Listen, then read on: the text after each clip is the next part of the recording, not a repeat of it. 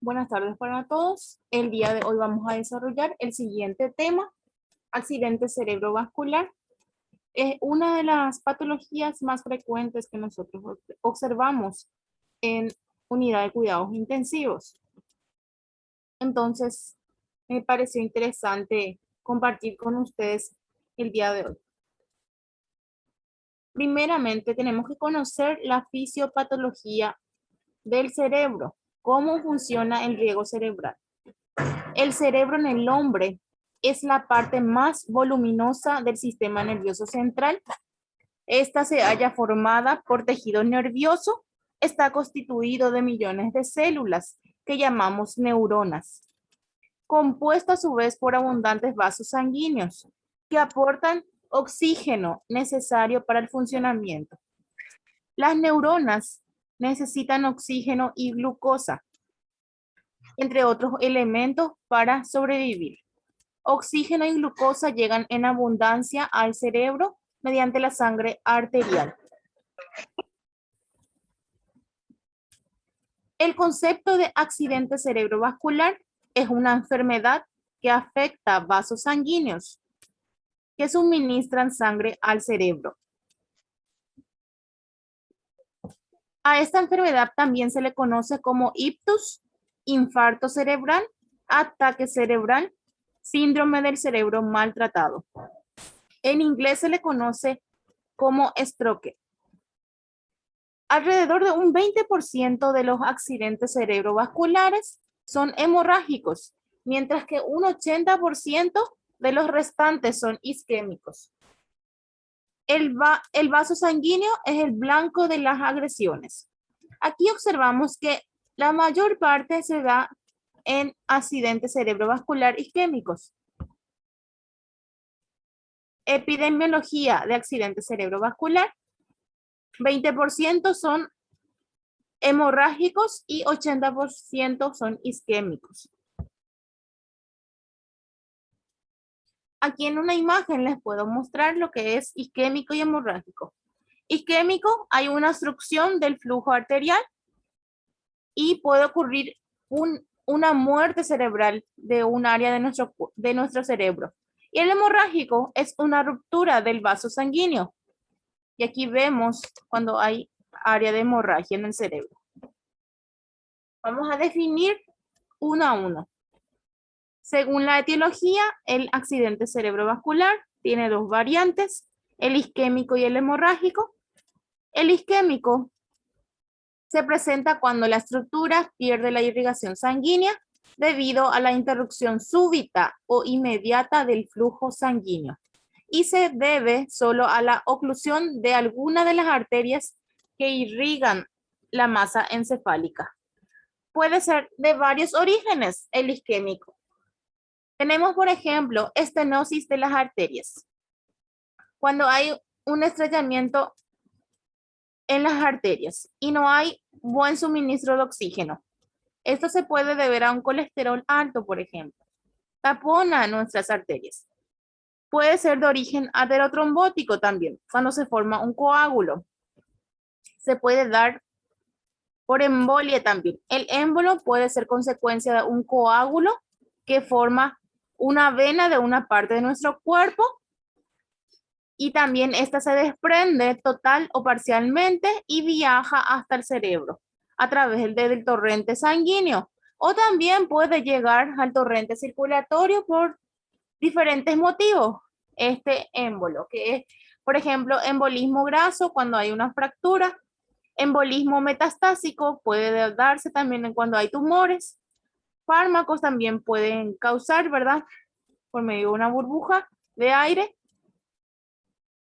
ocurre lo que es un émbolo y viaja por las arterias y forma lo que es el taponamiento de la circulación, ¿sí?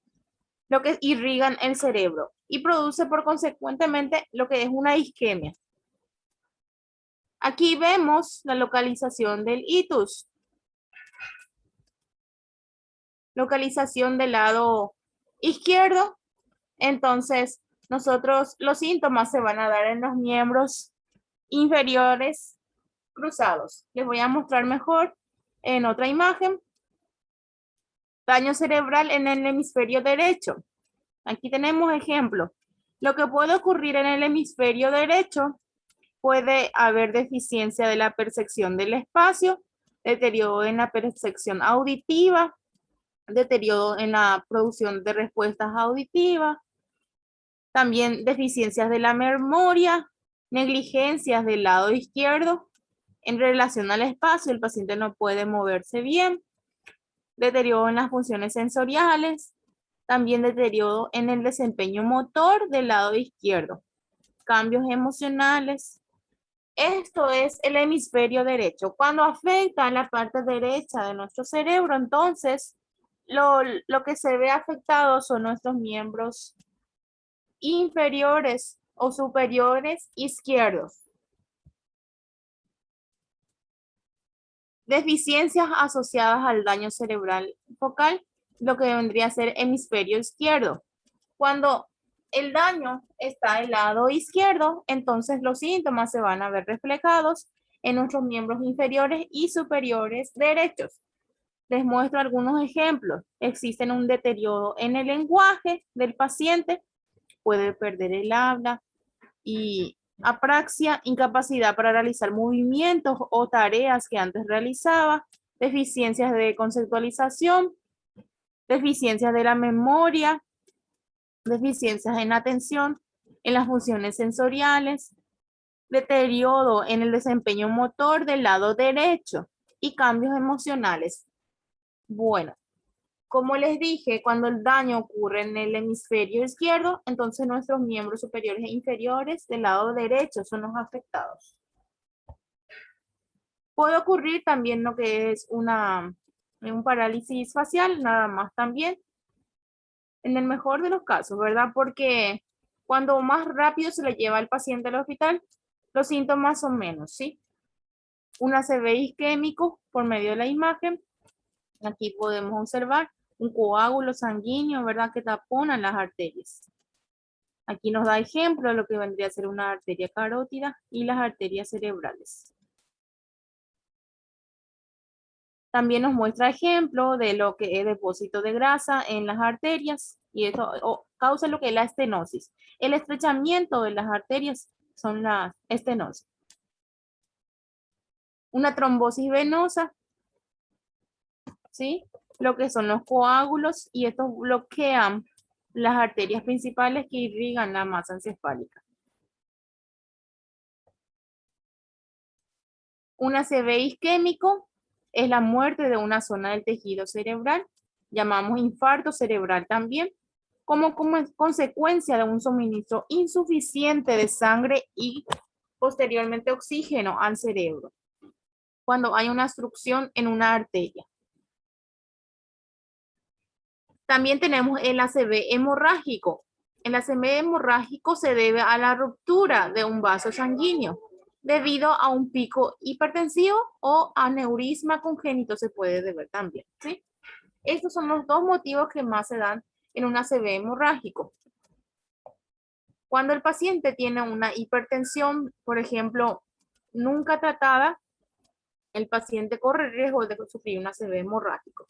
O también en caso de aneurisma, ¿verdad? Aneurisma es una dilatación que tenemos prácticamente en una arteria. Aquí les defino mejor.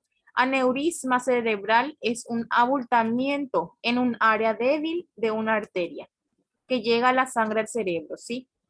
Entonces, es cuando esa arteria es demasiado débil y puede en cualquier momento romperse. Eso es la aneurisma, ¿sí? Muchas veces a esto llamamos malformación de un vaso sanguíneo, el aneurisma. ¿Cuáles son los síntomas que puede tener un aneurisma, verdad? Cerebral, confusión, letargo o somnolencia. El paciente puede tener sueño frecuentemente, párpado caído, dolores de cabeza frecuente, acompañados de náuseas y vómitos, debilidad muscular o dificultad para mover cualquier área del cuerpo, entumecimiento o disminución de sensibilidad en cualquier parte del cuerpo. Puede existir también en un paciente con aneurisma, crisis epilépticas, problemas en el habla, cambios en la visión, por ejemplo, una visión doble o pérdida de la visión también. Los síntomas del aneurisma ejercen mucha presión cuando muchas veces están relacionadas directamente en las áreas más cercanas al cerebro. Este se puede romper y causar el sangrado. Y por consiguiente, lo que es una ACV hemorrágico. En algunos casos, ¿verdad? Porque hay aneurisma que no presentan síntomas. ¿Cómo se detecta un aneurisma? Cuando el paciente generalmente presenta síntomas, realmente recién ahí se va al hospital, consulta y se le da órdenes de estudio. Y aquí nos da algunos ejemplos. Una angiografía cerebral, que es el estudio de los vasos sanguíneos, de las arterias. Tomografía computarizada, se realiza generalmente TAC. Resonancia magnética, son algunos estudios, ¿verdad? Para nosotros identificar lo que es el aneurisma. ¿Cuáles son los síntomas generales de un accidente cerebrovascular? Es importante conocer y también, ¿verdad? Una vez que el paciente ya ingresa a un centro hospitalario, ¿verdad? Saber cómo podemos nosotros ayudarles al paciente que sufrió una ACV.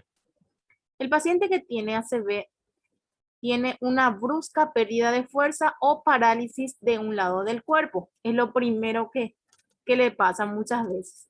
Parálisis facial, pérdida de la visión en uno o ambos ojos, dificultad para hablar, alteraciones para caminar, desequilibrio, presenta dolores de cabeza repentinos, que no es habitual, y también puede perder el conocimiento. Aquí les explico mejor uno a uno de los síntomas de lo que es el accidente cerebrovascular. El ACV puede tener uno o varios síntomas, como una debilidad, alteraciones en el habla, en el equilibrio, los movimientos, ¿sí? Hemiplegia es un término que llamamos a la debilidad en las extremidades de un lado del cuerpo, ¿sí? Cuando el paciente presenta hemiplegia del lado derecho o lado izquierdo, ¿sí? Cuando no puede mover uno de los lados, ¿sí? Y como ya les expliqué, por ejemplo, el hemisferio derecho, si se ve afectado en el paciente, entonces sus miembros superiores e inferiores izquierdos son las que van a después presentar los síntomas. Afasia o disfasia también puede presentar, que es alteraciones en el lenguaje. Dificultad para comprender o expresarse. Disartria, dificultad para articular las palabras. Cefalea son los dolores de cabeza fuerte. Vómitos, ataxia, que es la falta de equilibrio. Dismetría, falta de coordinación de las extremidades. Estos signos neurológicos varían según la irrigación y localización de la lesión del paciente. Aquí les muestro un ejemplo en la imagen de hemiplegia. Es la parálisis de un lado del cuerpo, la mitad de un lado del cuerpo, ¿sí? La localización del ictus o ACV, ¿verdad? Que en este caso vemos aquí en la imagen, el hemisferio izquierdo es el afectado. Entonces, el lado, en este caso el paciente, el lado derecho es la que va a estar con los síntomas, ¿sí? Y viceversa. Si el hemisferio derecho es la que el paciente tiene afectado, sus miembros inferiores izquierdos van a ser los afectados. El que va a mover menos las extremidades y todo eso, ¿sí? Tanto como las manos o los pies. Algunos factores de riesgo que puede presentar el paciente con ACV son los siguientes. Puede ser genético, una hipertensión arterial, un colesterol sanguíneo en aumento y la obesidad. Esto, por ejemplo, son muchos de ellos modificables, ¿sí? Sabemos que un colesterol alto, ¿verdad? Se puede tratar, ¿verdad? La obesidad misma y la hipertensión también controlar. Relacionados a los comportamientos, tenemos el consumo del alcohol, favorece también. Fumar 30 unidades por semana. también. Vitamina C baja en la dieta, potasio bajo en la dieta. Por ejemplo, eventos vitales como por ejemplo ansiedad, una pérdida de trabajo, el estrés, todo esto favorece, ¿verdad? Y está en estudio también el uso actual de anticonceptivos, ¿verdad? Características sociales, también la clase social baja es la que más se ve afectada. Otros factores son ya los cardíacos, ¿verdad? Aquí nos da como ejemplo, ¿verdad? Una fibrilación auricular, el paciente cardiópata, ¿verdad? Que tiene sus latidos cardíacos irregulares, aquel que tiene soplo carotidios, fallo cardíaco, un paciente que ya sufrió un accidente isquémico transitorio, el paciente con diabetes y el paciente con infecciones. ¿Cuáles son los estudios que el médico generalmente indica a un paciente que sufrió ACV o que el doctor requiere, ¿verdad? Para poder cerciorarse de que es un accidente cerebrovascular y saber la localización y también el tipo de ACV. Porque, como yo siempre digo, los médicos no son tampoco adivinos. Ellos necesitan sí o sí los estudios para poder complementar a sus conocimientos.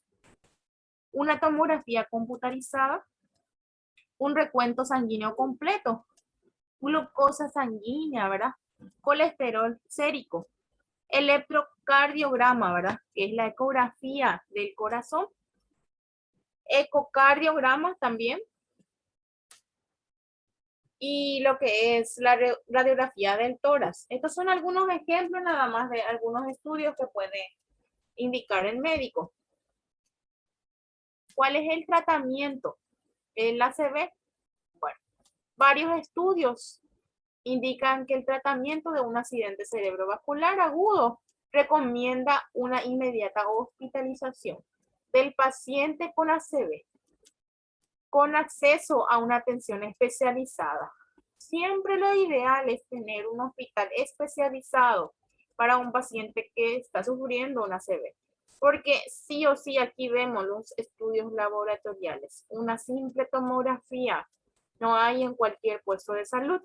Y sí o sí tiene que ser un hospital grande para poder llevarle a nuestro paciente y poder atenderlo lo más rápido posible. El concepto actual de que lo que es un ACV es una emergencia médica. Rápido hay que actuar, así como un infarto de miocardio. Es similar al infarto de miocardio o a un paciente con trauma múltiple, dice.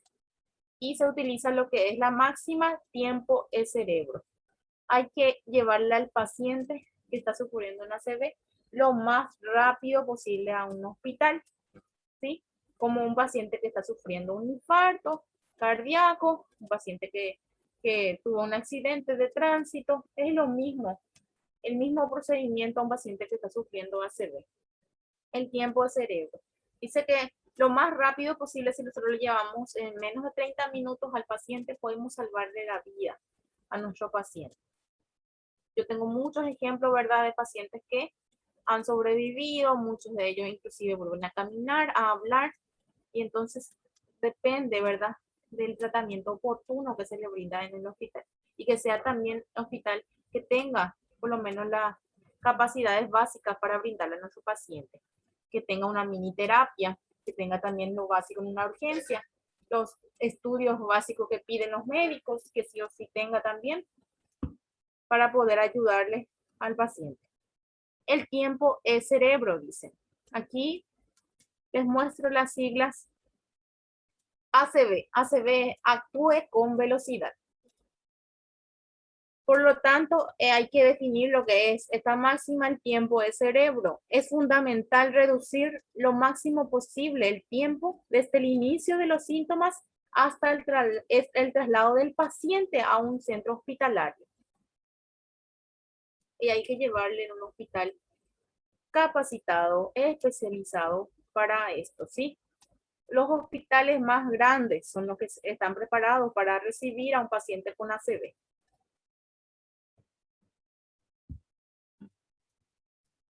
Algunas consideraciones de enfermería o cuidados de enfermería a un paciente con ACV son las siguientes.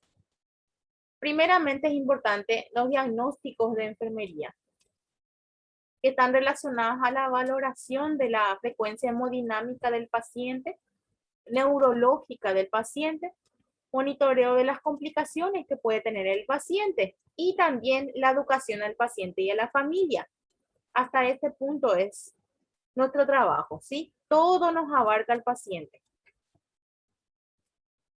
Les doy algunos ejemplos de algunos cuidados de enfermería que nosotros tenemos que tener en cuenta. Controlar el nivel de conciencia, la orientación del paciente, la fuerza y el tono muscular, control estricto de los signos vitales y registrar, colocar la cabeza y el cuerpo tratando de evitar lo que es la obstrucción de la vía aérea del paciente, aspirar secreciones, ocultar sonidos respiratorios cada 2 a 3 horas, administrar oxígeno de ser necesario,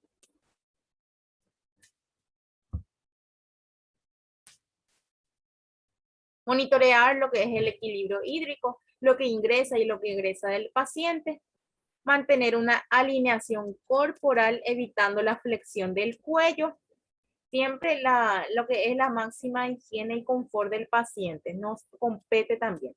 Ayudar al paciente a girarse y cambiar de posición cada 2 horas, administrar alimentación oral o por sonda según indicación médica, realizar ejercicios pasivos y activos de los miembros cada 2 o 4 horas, animar al paciente a realizar las actividades básicas, ayudándolo. Por ejemplo, el bañarle al paciente, cepillarse sus dientes, lavarse el pelo, comer, brindar apoyo emocional, tanto al paciente como a la familia.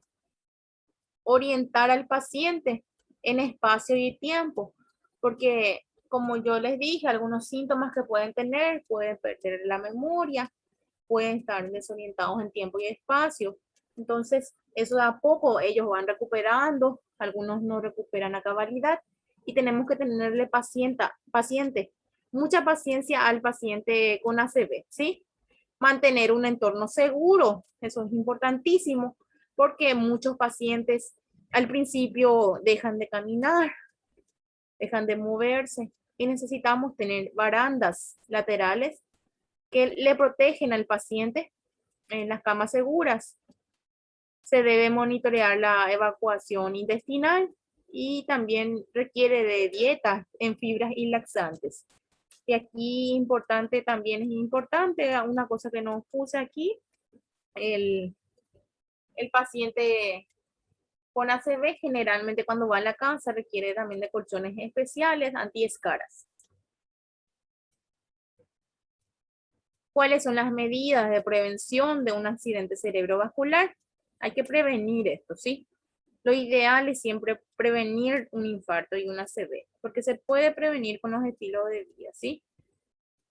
Es primordial actuar en los 5 elementos mayores del modo de vida. El tabaco. El tabaco hay que retirar de nuestra vida. Lo ideal es no fumar. Y también el que fuma, tratar de respetar, ¿verdad? Su entorno. ¿Por qué? Porque no solamente el fumador activo es el que puede enfermar, sino también aquellos que estamos a su alrededor, los fumadores pasivos. El estrés también, tratar de controlarlo. Nosotros vivimos una vida muy atareada, el trabajo, la casa, así, y no tenemos tiempo para descansar lo suficiente. Tampoco muchas veces no se realiza lo que es la actividad física, no dedicamos tiempo. Entonces hay que tratar de enfocarnos un poquitito más en esas cosas. Aquí nos dice actividad física, mínimo 30 minutos diarios se debe realizar actividad física. Y hay actividades físicas acorde a todas las edades. Una simple caminata de 30 minutos es fundamental, ¿sí? Entonces, tratar nosotros de darle tiempo a nuestra salud, ¿sí? Porque después, una vez que nos pasa esto, ya es tarde. El alcohol también disminuir y la alimentación cuidar, ¿sí? Porque si tenemos alimentación en alto consumo, por ejemplo, de carbohidratos y frituras y todo lo que aumenta los colesteroles en la sangre, nosotros nada más vamos a vernos perjudicados. En lo contrario, tenemos que tratar de aumentar lo que es frutas, verduras, fibras en nuestra dieta y el consumo del agua, que es fundamental. El descanso, como yo les dije, es importante. Acá relacionado al estrés nada más. Hay que tratar de dormir la cantidad de horas necesarias, porque si no nuestro cuerpo no descansa.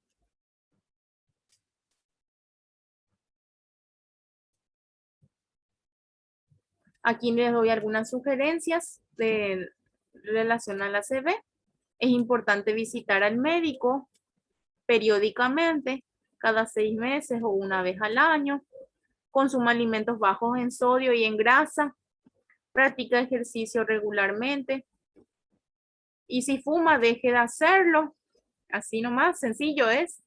Conduzca el colesterol a lo que es la normalidad. Hay que tratar de controlar. Nosotros en los análisis de sangre mismo podemos verificar, ¿verdad?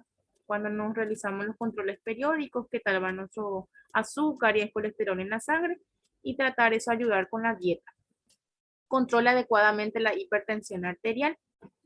Por eso es importante visitar al médico. El médico requiere, ¿verdad? No solamente de que nosotros tengamos buenos hábitos alimenticios, hay veces que también va a necesitar de indicar algunos medicamentos para poder controlarlo. ¿Tienen algunas preguntas? Es todo por hoy. Les escucho.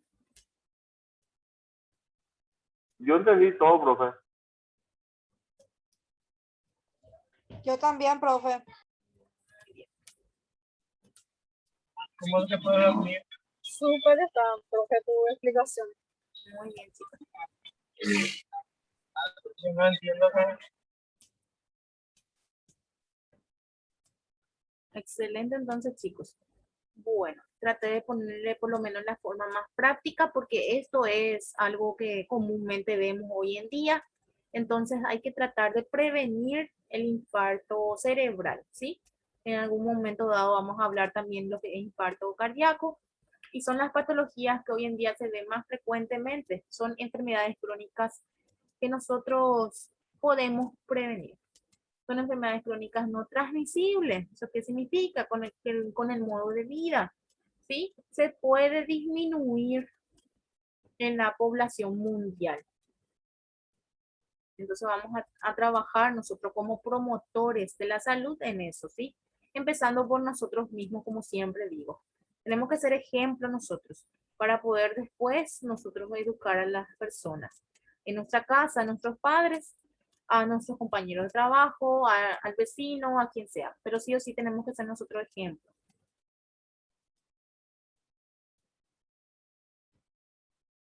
Bueno, si no tienen alguna pregunta más, yo les voy a dejar las tareas en la plataforma y les voy a alzar también la grabación de la clase del día de hoy.